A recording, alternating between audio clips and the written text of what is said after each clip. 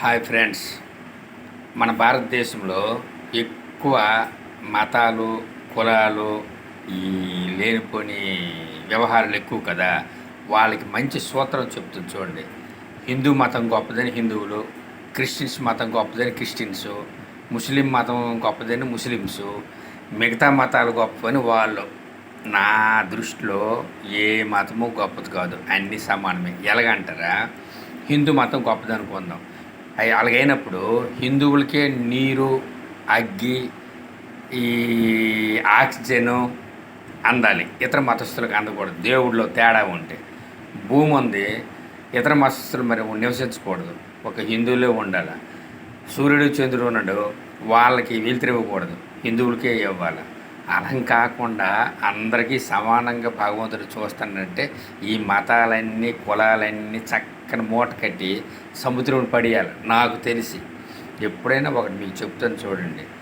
భగవంతుడు గురించి ప్రత్యేకంగా ఏర్పాట్లు చేసుకునేది మనమే.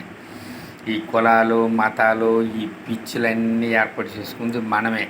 ఇవన్నీ ఒక పక్కకి పెట్టేసి అన్ని మతాలకి ఆక్సిజన్ ఉంటుంది, అన్ని మతాలకి అగ్గి ఉంటుంది, అన్ని మతాలకి భూమి మీద నివసించే హక్కు భూమి ఇస్తుంది, అన్ని మతాలకి ఆహారాన్ని అందిస్తుంది భూమి, అన్ని మతాలకి సూర్యుడు చంద్రుడు చక్కగా చూస్తున్నాడు, అన్ని మతాలకి గంగాదేవి వాటర్ అందరికీ సమానంగా ఉంటుంది. అలాంటప్పుడు మనకెందుకు ఈ బాధలు? ఇవన్నీ మర్చిపోదాం.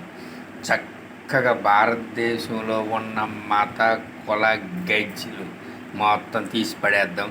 అన్ని మతాలు కలిసి bye bye. Christians bye, Hindu మతం బాయ్, ముస్లిం మతం బాయ్, మిగతా మతాలన్నీ కలిసి బాయ్ బాయ్ బాయ్. జై భారత్. భారతదేశం మొత్తం ఒకటే మతం. భారతదేశంలో ఎవరు మత పిచ్చి ఉండదు. జై భారత్.